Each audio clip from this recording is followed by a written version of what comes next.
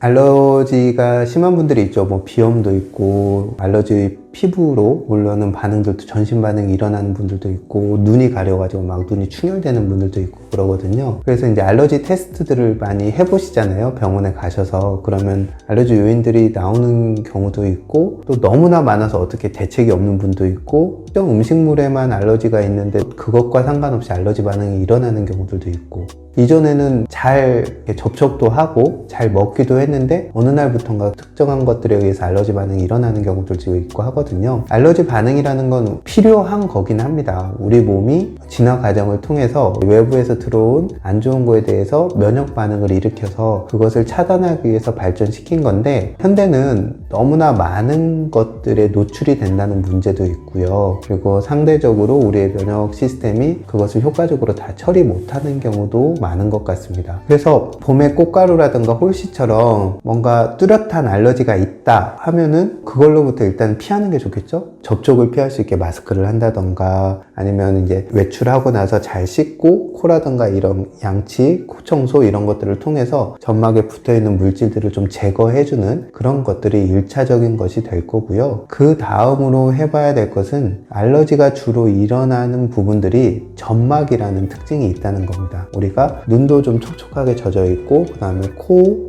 구강, 입, 목 이런 부분들 다 점막으로 둘러싸여 있거든요. 그래서 저 같은 경우는 이제 우리 위와 장도 점막으로 둘러싸여 있잖아요. 그러니까 외부 물질과 1차적으로 접촉하는 부분에서 과민한 반응들이 일어나기 때문에 저 같은 경우는 무엇이 그 사람의 점막의 면역력을 떨어뜨렸나 이런 것들을 관찰해서 그것을 해결해주는 치료라든가 생활 습관을 가져갔을 때 증상들이 개선되는 경우들이 많았습니다. 물론 우리가 만병의 근원이라고 하는 스트레스 그리고 피로 상태가 있으면 알러지 반응도 더 심하게 일어나는 경우가 많습니다. 실제로 알러지가 일어나는 건 면역이 강하다고 할 수는 없거든요. 웬만한 건 우리 면역계가 감수를 하고 이것은 그냥 관용을 베풀어야 되는데 아주 사소한 것까지 다 면역 반응을 과도하게 일으키고 있는 게 알러지 증상이거든요. 그래서 우리가 힘은 없는데 까칠해진 상태라고 저는 표현을 합니다. 그래서 면역계가 제대로 기능을 할 수 있도록 면역계 부하를 돕는 거 그리고 신경계통이 과도하게 긴장되어 있다면 자율신경계의 균형을 회복하는 거 이런 것들을 통해서 신체적인 밸런스를 잡아주는 것이 중요하고요. 우리가 점막의 가장 넓은 영역을 차지하고 있는 것이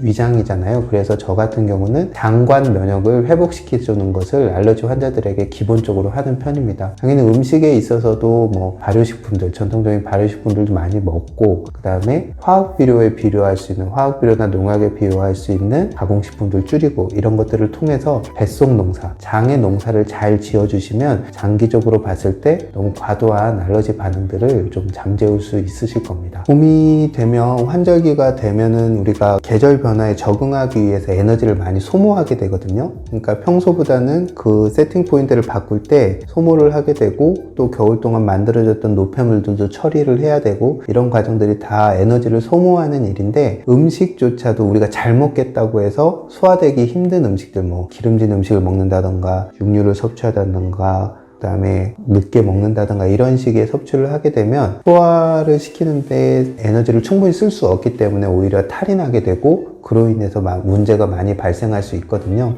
그래서 봄에는 뭐 옷 같은 경우는 많이들 이야기를 하잖아요. 체온 조절을 잘 해야 되기 때문에 봄에 바람이 많이 불게 되면 갑자기 체온이 뚝 이르면서 감기에 걸리기 쉽기도 하고 그러기 때문에 왜 얇은 옷을 여러 개 입고 다니면서 벗었다 입었다를 반복하시는 그런 식으로 체온 관리를 잘 하시는 게 좋고 체온 관리에 있어서 대부분은 갑자기 온도가 떨어지면서 생기는 옷 체온의 상실에서 문제들이 생기기 때문에 따뜻한 차라든가 음료를 좀 즐겨 마시는 거 그런 것들이 중요할 것 같고요. 음식에 있어서는 조금 소화가 되기 편한 음식들을 드시는 게 좋을 것 같습니다. 그리고 이제 봄에 새로 나는 나물이라던가 새싹이라던가 이런 것들을 좀 즐겨 드시면 그런 것들이 향이 좋고 이런 것들을 통해서 몸 안의 기운의 소통도 돕고 우리 몸이 면역계를 좀 활성화시켜서 제대로 계절 변화에 잘 적응할 수 있도록 돕는 부분들이 있고요. 그리고 아무래도 에너지를 충전하는 자는 시간인 수면 시간을 너무 짧지 않게, 그러니까 해가 조금 길어지고 있기 때문에 아침에는 조금 일찍 일어나도 너무 늦게 자지 않도록 좀 생활 습관들을 가져가시면 좋을 것 같습니다. 우리가 예전에 먹었던 음식 중에 입춘 오신반이라는 게 있어요. 입춘이 되었을 때 왕이 내리는 일종의 음식인데 5가지 신이라는 게 매우시는데 여기서는 향이 좋은 재료를 말하는 거거든요. 그래서 봄에 새로 나는 향이 좋은 것들이 있어요. 뭐 달래도 그 중에 하나일 것이고, 요즘 냉이도 나고 이렇게 봄나물 중에 향이 좋은 것들을 많이 섭취하게 되면 그런 것들이 들어가서 영양도 하지만 우리 몸의 어떤 내부의 흐름들을 활성화시켜주는 효과들도 있고요. 우리 몸이 어떤 일종의 해독 과정인데 노폐물들을 빨리빨리 처리해서 새로운 계절에 적응하는데 몸의 흐름들을 만드는데 도움이 될 수 있으니까 봄에는 향이 좋은 나물과 채소 그리고 새순 이런 것들을 좀 즐겨 드시면 좋을 것 같습니다. 우리 흔히 말하는 초딩 입맛이라고 하죠. 실제로 쓴맛이 나는 거에는 일종의 독성도 있어요. 그래서 아이들이 쓴맛을 먹지 못하는 것, 쓴맛의 맨 마지막에 적응하는 것은 그런 독성 성분을 아직 아이들은 장기가 미숙하기 때문에 처리하지 못하잖아요. 그래서 쓴맛을 어떻게 보면 본능적으로 거부하게 되는 그런 상황들이 있는데, 예전에는 그런 음식들이 이제 자연스럽게 이제 커가면서 노출이 됐는데 지금은 그것이 아닌 음식들을 먹게 되잖아요. 그런 부분들이 있어서 쓴맛에 대한 어떤 거부감 이런 것들이 좀 더 많이 일어나는 것 같고요. 두 번째로는 실제로 근데 우리가 지금 마트에서 만나는 어떤 아까 말했던 쓴맛이 나는 식재료의 쓴맛은 본래 개들이 자연에서 자랐다면 가지고 있는 쓴맛보다 훨씬 덜해요. 그럼에도 불구하고 쓴맛을 조금 거부감이 든다면 약간 뭐 데친다던가 이렇게 해서 살짝 한번 맛을 빼내고 나서 먹는 것이 좋고, 일단은 심리적인 거부감을 좀 줄이는 것도 좋을 것 같고, 그리고 이것도 꼭꼭 씹어 먹어보다 보면 쓴맛만 가진 건 없거든요. 쓴맛 속에 단맛도 있고 다양한 맛들이 있는데, 우리가 음식을 너무 그냥 부드러운 음식, 먹기 편한 음식들만 먹다 보니까 꿀떡꿀떡 삼키고, 또 왜 건강을 위해서 뭘 먹으라는 분들도 주스 내서 먹고 즙 내서 먹고 이러잖아요. 그러다 보니까 음식을 잘 씹지 않는 습관들이 많이 생긴 것 같아요. 씹지 않고 삼키다 보니까 소화도 잘 못 시키고 식재료가 가지고 있는 본연의 맛들을 잘 못 느끼게 되는데, 그러지 마시고 한번